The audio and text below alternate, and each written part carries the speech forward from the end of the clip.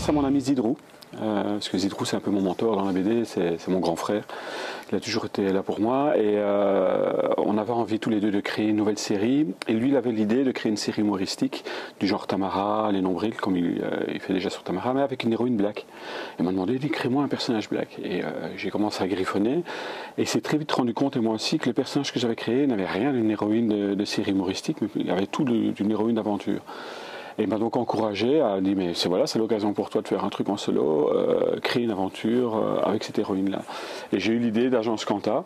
Pourquoi ce sujet-là? Eh bien parce que j'avais lu un article au même moment sur l'industrie des loisirs et sur le monde des vacances, le tourisme, et sur le tourisme de luxe, et notamment ces gens qui s'offrent des séjours sur la station USS, la station orbitale, à 38 millions de dollars, ou Virgin qui propose des voyages en stratosphère. Et j'avais envie de faire un sujet qui traite de ces gens qui s'offrent des vacances hors de prix, souvent au détriment des autres et en dépit de tout bon sens, quoi. Et donc j'ai eu l'idée d'Agence Quanta et je me suis mis à écrire les premières lignes, comme je t'ai expliqué tout à l'heure, à la fin du dernier tome de Violine que j'ai dessiné. Donc Quanta n'est pas récent, quoi, mais depuis il a évolué évidemment avec le temps pour arriver à ce qu'on connaît maintenant. Zidrou m'a beaucoup encouragé dans ce domaine en disant mais lance-toi, lance-toi, et je lui avais fait part de mes idées, j'avais très peur de me lancer, je me disais ce que je fais c'est nul, et j'en avais parlé à un éditeur, à l'époque c'était Daniel Bultret qui était c'est l'ex-directeur de repérage chez Dupuis, qui lui aussi m'y a encouragé énormément, je le remercie au passage d'ailleurs, et je me suis lancé, et à mon grand bonheur ça a plu aux éditions Glénat, donc voilà. Parce que c'était mon point faible. J'en avais parlé avec mon éditeur et on était tout à fait du même avis que c'était quelque chose que je ne maîtrisais pas bien. Je savais ce que devaient dire les personnages, évidemment, puisque j'avais écrit le scénario, mais je n'arrivais pas à trouver le bon feeling. Et là aussi, le hasard a très bien fait les choses parce que j'ai rencontré un jour le prof de français de ma fille, qui s'appelle Patrick Desplanques. Et il a vu qu'en plus de mal écrire mes dialogues, je faisais des fautes d'orthographe épouvantables. Et il a proposé de corriger mes dialogues. Et puis il m'a dit, écoute, moi j'écrirai pas ça comme ça, avec beaucoup de texte. Il m'a conseillé. Mais j'ai dit, mais fais-le, quoi, tu es super doué. Et je le regrette pas parce qu'il est vraiment très très bon. Et évidemment, il a été critiqué dans l'album. Et dans le tome 3 que je suis en train d'écrire, il y participe plus pleinement. Et on a un projet ensemble pour les éditions Paquet, où là il y a une collaboration beaucoup plus étroite.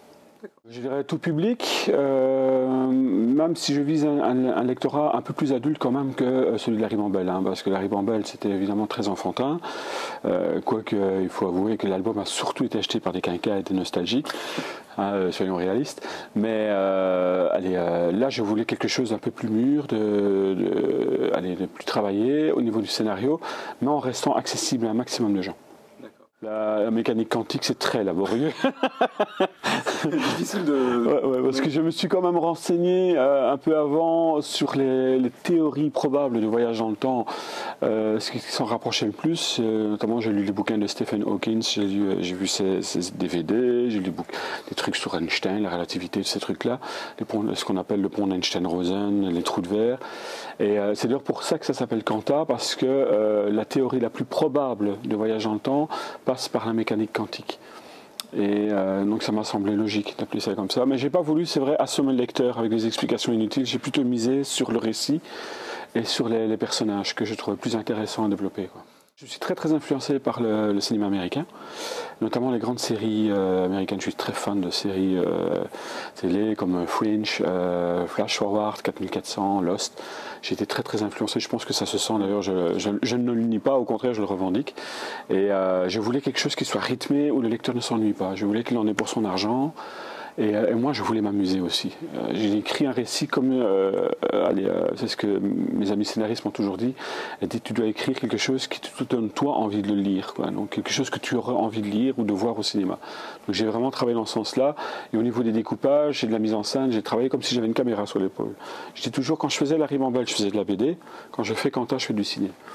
J'ai vraiment, enfin en toute modestie, hein, je ne me compare pas évidemment à des grands réalisateurs, mais j'ai vraiment cette optique-là, je travaille comme si j'ai travaillé sur un film, quoi. Bon, encore une fois, c'est une école que je revendique, j'ai pas de problème avec ça, je l'assume pleinement. L'école Marcinelle, moi j'ai baigné dedans quand j'étais, pour reprendre une formule consacrée, je suis tombé dedans quand j'étais petit.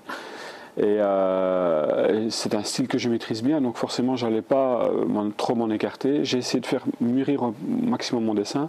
Et encore, vous verrez, le lecteur aura l'occasion de voir dans le tome 2 que le dessin est encore beaucoup plus abouti.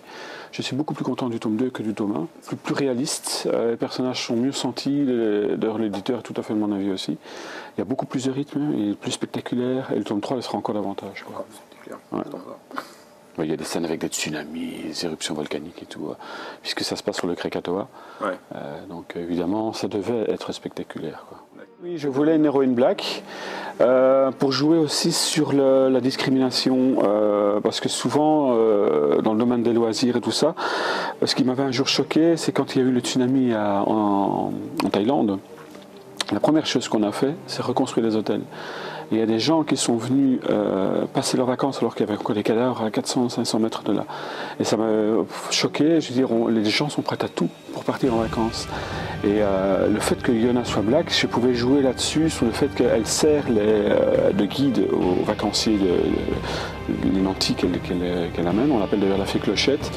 Et elle est un peu la servante, donc j'ai voulu accentuer ça par ce côté black, sans trop tomber dans la caricature non plus, évidemment. C'est pas évident, j'espère y être arrivé. Mais apparemment, les gens l'aiment bien, donc je suis content. Alors, il fallait qu'elle soit chouette à voir. Hein. Mais je l'aime beaucoup, Et d'ailleurs, j'ai une anecdote, quand je l'ai créée, je m'étais inspiré beaucoup de Olberry et de Beyoncé. Et j'avais plein de photos de Beyoncé et d'Olberry sur ma table à dessin. Et puis il y a ma femme qui rentre dans le studio et dit « Qu'est-ce que tu fais ?» Mais je crée un personnage. J'ai eu du mal à la convaincre quand même.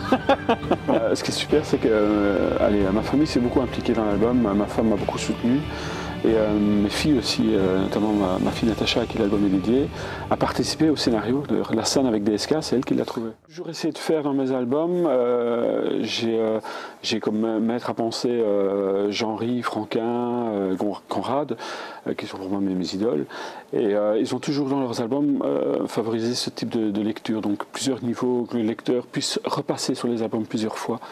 Et avec des sous-entendus, et j'ai essayé d'exploiter ça à mon faible niveau, mais du mieux que je pouvais. Et j'ai cherché une idée. Yona devait se téléporter dans un endroit insolite, et ma fille me dit « La salle de bain de DSK ». Et j'ai dit « Bah oui, hop ». Et voilà quoi. Balou, je dirais.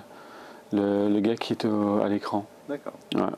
Okay. Mais le personnage que je préfère dessiner en dehors de Yona, c'est Frank Patterson, donc le dirigeant de Quanta, parce que je trouve qu'il a un chouette charisme, je le sens bien.